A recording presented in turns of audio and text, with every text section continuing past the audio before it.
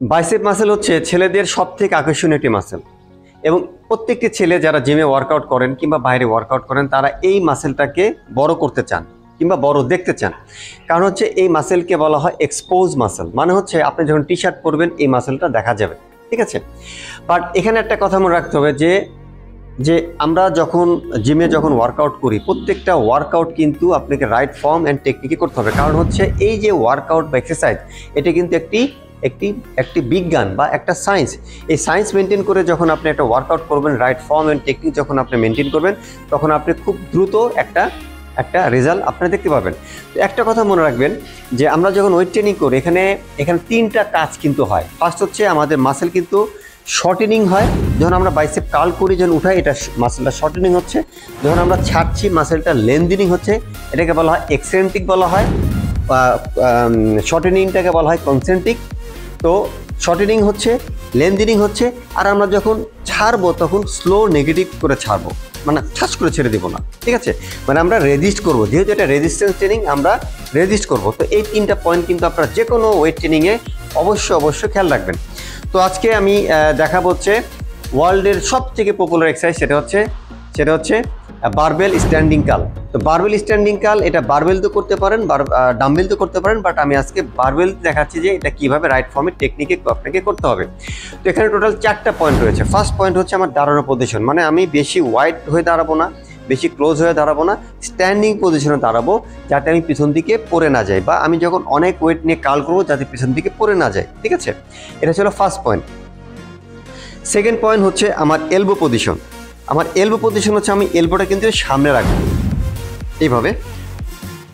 এলবোটা আমি কি করব, এলবোটা আমি সামনে রাখবো, কিন্তু পিছন দিকে কিন্তু এটা পিছন দিকে থাকবে না, এটাকে সামনের দিকে এভাবে সামনের দিকে এক্সপোজ হবে, ঠিক আছে। 3 নাম্বার পয়েন্ট হচ্ছে আচ্ছা আরেকটা কথা আমি বলতে ভুলি, সেটা হচ্ছে আমি যখন দাঁড়াবো আমি একটু লিন ব্যাক হয়ে দাঁড়াবো, যাতে আমি যখন উঠাবো এটা যাতে এটা নেক লাইন বরাবর চলে আসে, ঠিক আছে। তো আমার সেকেন্ড পয়েন্ট ছিল এলবোটা সামনের দিকে এভাবে সামনের দিকে থাকবে, পিছন দিকে কিন্তু লক করবো না, সামনের দিকে থাকবে।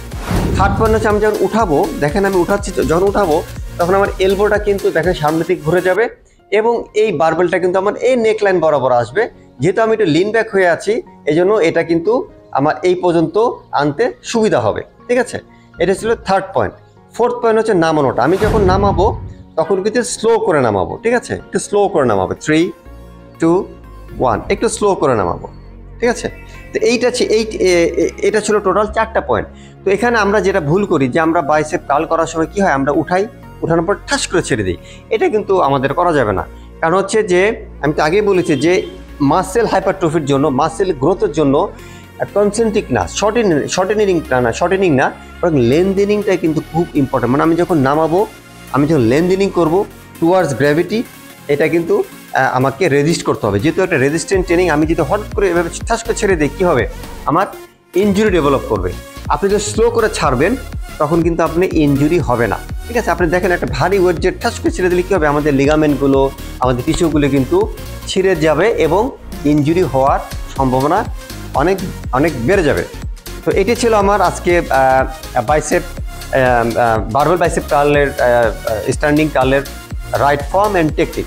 যদি আপনাদের ভিডিওটা ভালো লাগে অবশ্যই আপনারা সাবস্ক্রাইব করবেন এবং লাইক এবং কমেন্টস করবেন। কমেন্টস করে আমাকে প্লিজ জানাবেন যে আপনারা যখন করছেন এটাতে আপনারা আগে যেভাবে করতেন এখন যে আমার এই টেকনিক মেনটেন করে যখন করছেন তখন আপনারা কী বেনিফিট পাবেন। তাহলে আমি আপনাদের ফিডব্যাক পেলে আমি আরও ইন্সপায়ার্ড হব এবং আরও ভালো ভালো ভিডিও করতে পারবো। সবাই ভালো থাকবেন, সবাইকে রমজানুল মোবারক।